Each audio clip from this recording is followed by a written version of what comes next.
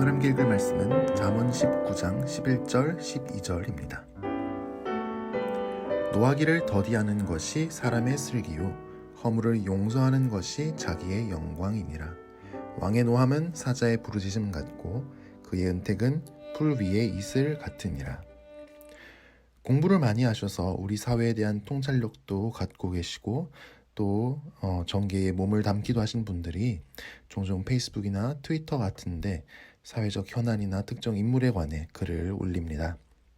주로 여당은 야당을 향해, 야당은 여당을 향해 분노하는데 한때 동지였다가 갈라진 사이면 그야말로 분노의 칼날이 춤을 추며 피를 뿌립니다. 밑도 끝도 없이 분노하는 것이야 꼴불견이지만 이분들은 어쩌면 그 분노를 글로 고급지게 잘 표현해낼까요? 아시는 건 또 얼마나 많은지 모릅니다.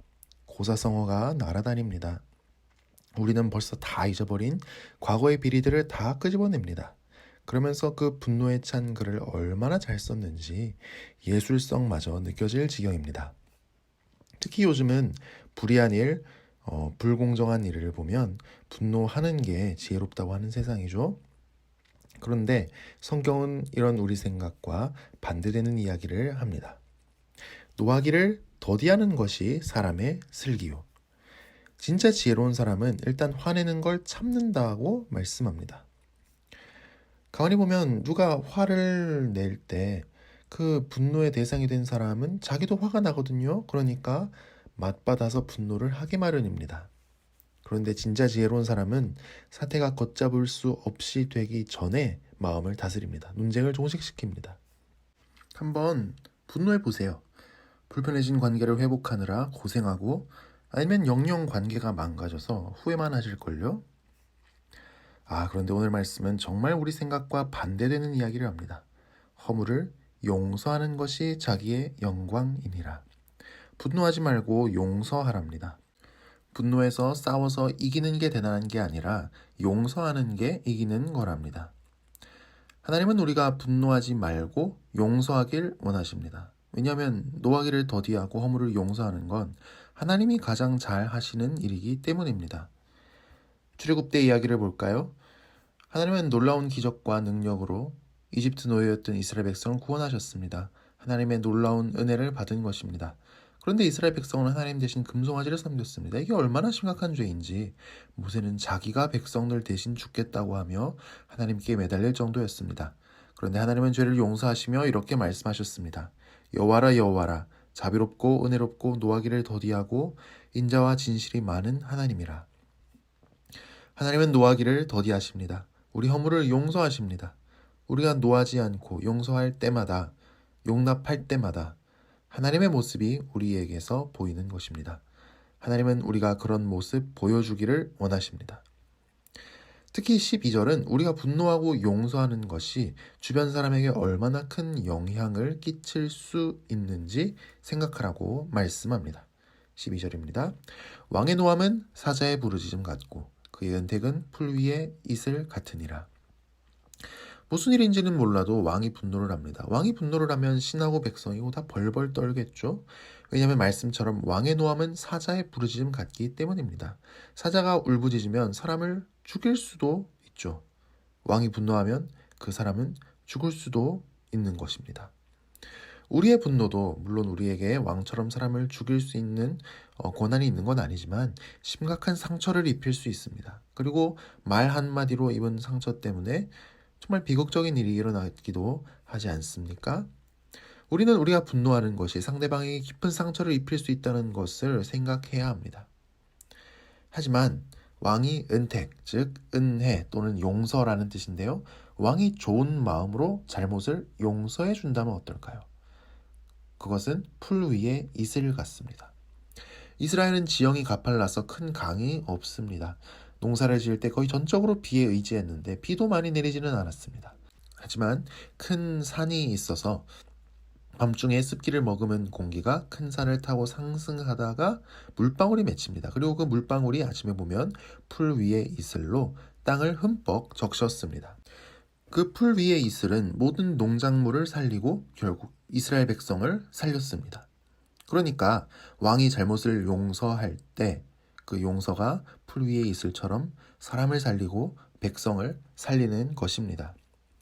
우리가 용서하는 것도 엄청난 영향력을 끼칩니다. 궁지에 몰려서 정말 어쩔 줄 모르는 사람을 살릴 수 있습니다. 용서는 하나님을 나타내고 전할 수 있는 절호의 기회이기도 합니다. 저는 중국에서 유학을 했는데요. 외국어로 학교 공부를 하면서 직장 생활도 하느라 늘 시간에 쫓기고 바빴습니다. 그러다 보니 지금도 뭘 하든지 행동이 빠른 편이고 성격도 급합니다. 그래서 누가 시간을 지체시키거나 제 시간을 낭비시킨다고 생각하면 잘 참지를 못합니다. 분노가 침입니다. 그런데 질주하던 제 인생에 브레이크가 걸렸는데 바로 저희 집 애가 태어난 것입니다. 그래도 2살까지는 어떻게 혼내고 닥달하고 그냥 끌고 다녀도 반항을 못하니까 끌고 다녔는데요. 이제 애가 3살이 됐습니다. 미운 3살이라고 하죠. 사춘기를 제2 반항기라고 하는데 바로 이 3살이 제1 반항기라고 합니다. 이제 화가 나서 혼을 내면 애가 제가 한 그대로 저를 혼냅니다. 뭘 잘못해서 좀 떼찌를 하면 저를 떼찌를 합니다. 자기도 눈치가 있는지 사람 많은 데서는 안 그러는데 저랑 둘만 있으면 불만 있을 때 울어젖히는데 저처럼 사나운 아빠도 감당이 안 됩니다. 그런데 놀라운 광경을 보고 말았습니다. 엄마랑 있을 때는 애가 순한 양이 되는 겁니다. 아니 이럴 수가. 가만히 보니까 엄마는 최대한 허용해주고 기회를 주고 시간을 줍니다. 아이를 타이르고 설득하는 일이 있어도 썩을 내지 않습니다. 계속해서 용서하고 용납합니다. 제가 제일 못하는 일이죠. 그런데 해야겠더라고요. 지금 제1 반항기를 이렇게 넘겼다가는 제2 반항기라는 사춘기에는 애가 아빠를 얼마나 싫어할까 하는 생각이 들었기 때문입니다. 우리는 분노할 일이 많은 세상을 살아갑니다. 사탄은 분노하라고 우리 마음을 끊임없이 부추깁니다. 오늘 말씀을 마음에 새기고 오늘 하루를 시작합시다. 노하기를 더디하는 것이 사람의 슬기요 허물을 용서하는 것이 자기의 영광이니라. 왕의 노함은 사자의 부르짖음 같고 그의 은택은 풀 위의 이슬 같으니라. 오늘 하루 노하기를 더디하고 많이 용서하고 용납해서 우리 모든 죄를 용서해 주신 하나님 사랑을 많이 보여주는 하루 되기를 축복합니다. 분노로 사람을 죽이는 게 아니라 용서로 사람을 살리는 오늘 하루 되기를 축복합니다. 함께 기도하겠습니다. 하나님 아버지, 우리는 내가 항상 옳다고 생각하고 모두 내 말을 따라야 한다고 생각해서 남에게 쉽게 분노하며 스스로 내가 지혜롭다고 여겨왔습니다. 하지만 우리의 분노가 하나님의 뜻을 이루기보다는 다른 사람에게 깊은 상처를 주고 다른 사람을 죽이기만 했습니다. 썩내는 것이 하나님의 의를 이루지 못한다는 말씀 앞에 우리는 절망하게 됩니다. 사탄은 끊임없이 우리더러 분노하라고 하고 하나님의 자리에 앉아서 내 감정, 내 생각대로 판단하라고 속삭입니다. 주님, 우리를 지켜주시옵고 변화시켜 주시옵소서. 하나님께서 우리를 지으신 대로 하나님의 넓은 품을 닮은 우리가 되게 하여 주옵소서. 용서하고 용납해서 사람을 살리는 내가 되게 하여 주옵소서. 용서하고 용납할 때마다 하나님의 모습만 더 나타나게 하여 주옵소서. 서로를 용서하지 않는 이 세상 속에서 용서함으로써 하나님의 평화를 이루는 주님의 종이 되게 하여 주옵소서. 나의 섣부른 분노로 일그러진 관계들을 기억하며 기도합니다. 주님께서 회복의 길을 열어주시옵기를 원합니다. 오늘 하루도 우리 모든 성도님들과 가족의 삶을 지켜주시옵기를 원합니다. 만나움의 주라기를 내려주시고 몸과 마음의 건강을 회복시켜 주시고 우리가 하는 모든 일이 하나님을 향한 예배가 되게 하여 주옵소서. 오늘 금요 기도회 가운데에도 은혜를 부어주시옵시고 우리의 간절한 모든 기도에 기적으로 응답하여 주옵소서. 예수님 이름으로 기도합니다. 아멘.